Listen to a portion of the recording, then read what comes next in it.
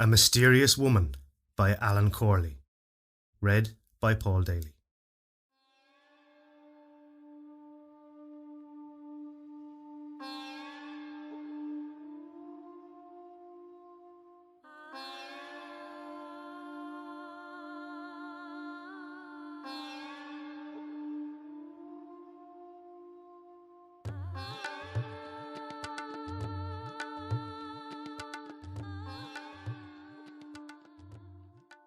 Charles could barely see through the thunderous downpour as he stumbled into the small cafe.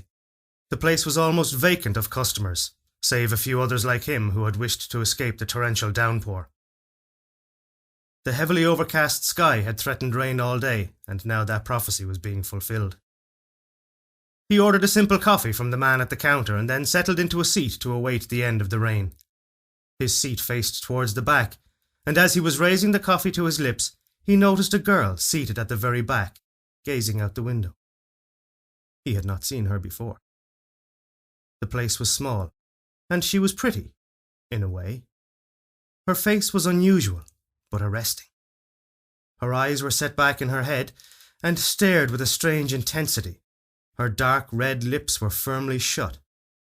Her long ebony hair fell past her shoulders and framed her pale face. Charles felt he might have detected a trace of sadness in that face, mixed with fear. She was indeed a strange girl. Not the sort of girl he usually noticed, yet he could not tear his eyes from her. She seemed oblivious to his gaze. He went back to his coffee, but he stole occasional glances at her. He was so unaware of his surroundings that he did not notice that the rain had ceased. She noticed it, however, and rose to leave. It was then Charles saw that she was wearing a long black dress that fell to the floor.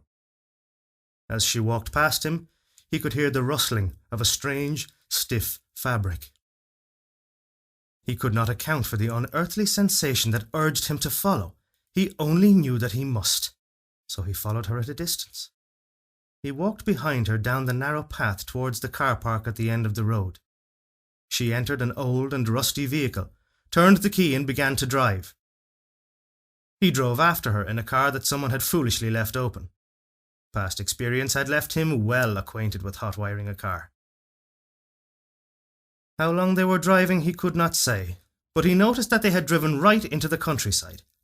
They passed sporadic farmhouses, several abandoned and left to fall to ruin. The houses grew scarcer and scarcer, till they were left in a barren and empty stretch of land. The road wound its way till it vanished into the sunset.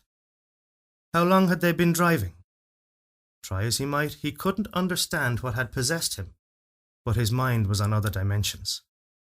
Charles could not fathom the woman's destination, but he still pursued her. The sun eventually sank below the horizon, leaving the land in a strange, eerie near darkness, with illumination coming only from the full moon. Charles peered through the night, having not turned on his lights in case the woman took notice of him. He was puzzled when she turned off the road and stopped. He drove on a short distance and then killed the engine. He exited his stolen vehicle and crept up towards a farmhouse where her car was. He entered the house and felt in the darkness and touched a wall. Feeling along it, he made his way carefully up the hallway towards a dim glint of light. As he neared the light, the ground grew uneven and was covered with obstructions of rocks and sticks, debris common in an old abandoned house. The light grew clearer, and he reached a heavy, filthy curtain. He pushed it aside. The woman was standing with her back to him, facing an altar-like monument inscribed with strange symbols and laden with dripping candles. Her hands were before her face, and when she brought them down she was holding a mask which she set down on the slab. She turned, and Charles stared at her in terror. Her face was twisted and deformed. Where her mouth should have been, there was a large opening filled with tiny, sharp, glistening teeth. Her eyes were filled with hate and burned red. Charles looked to the floor and staggered back. It was covered with bones. The floor could not be seen past the piles of bones. Some were ancient and obscured by dust, while some were evidently recent. He knew why he had followed her.